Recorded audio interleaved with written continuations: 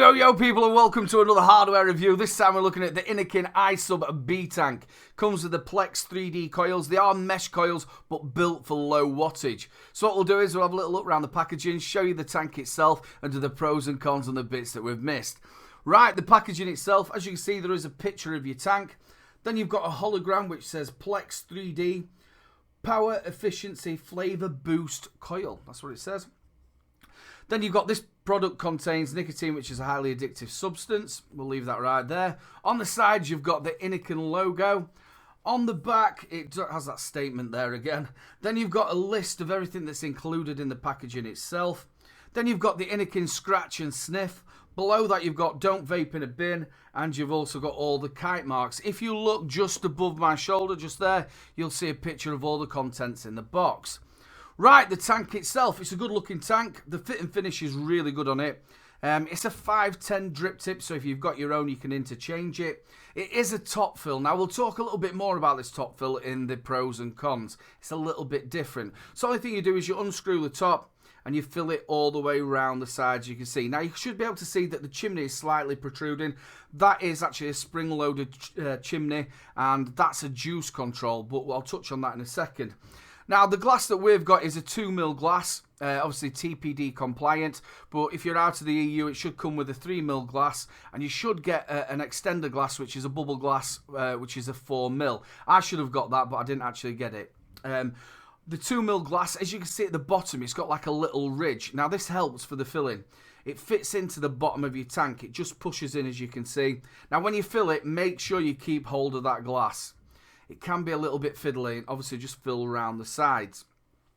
Now, the chimney, let's touch on the chimney. As you can see, it is spring-loaded, and basically when you undo the top of the tank, it springs up, and that cuts off the juice flow to the coil.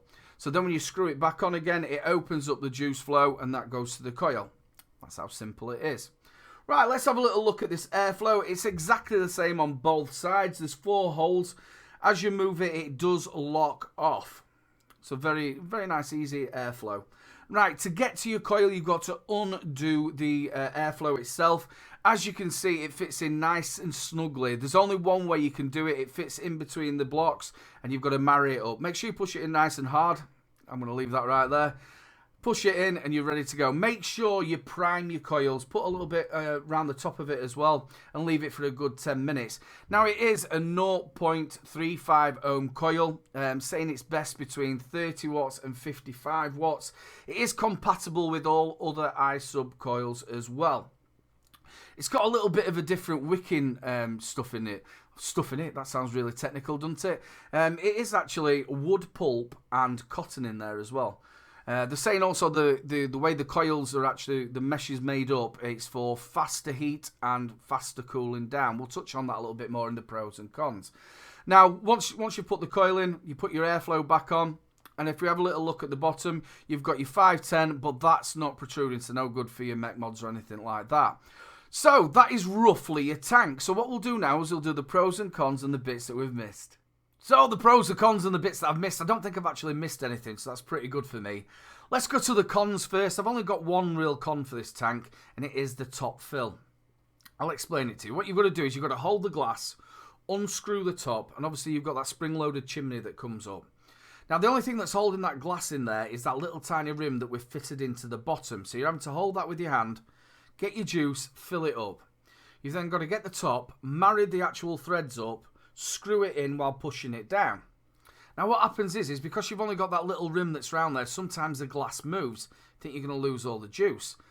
Also, when you're trying to marry the threads up, if you don't get it quite right, it starts cross-threading. So then you've got to restart. And you're pushing it down. So it's a load of hassle where I can't see why it has to be like that.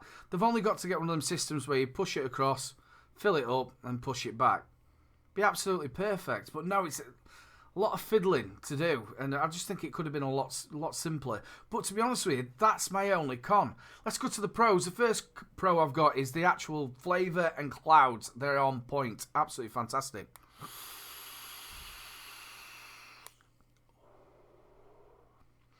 Clouds for days. Flavour's absolutely corking, and that's at 50 watt. I've got some Rochford Project strawberries and cream in there. Absolutely gorgeous. And that's on point. That's really good.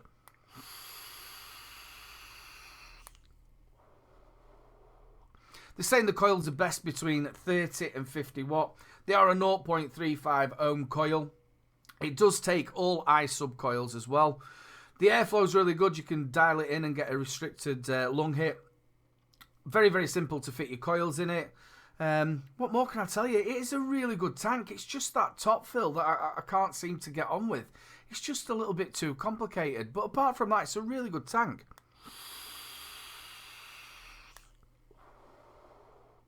I've had it up to 65 watts.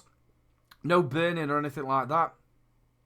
Worked really well on a single 18650 or a 21700 mod. It would work really well. So yeah, I really do like this tank. It's just that top fill. Well, this has been another review by Little Bro. I will leave all the details at Innokin down in the descriptions. You can find me on Facebook, Twitter and Instagram. If you've liked the video, make sure you like, subscribe and share. Subscribe button's just in the corner. Give it a little press and get me to our new magic number. And there's one last thing to say, people. Keep them juices flowing.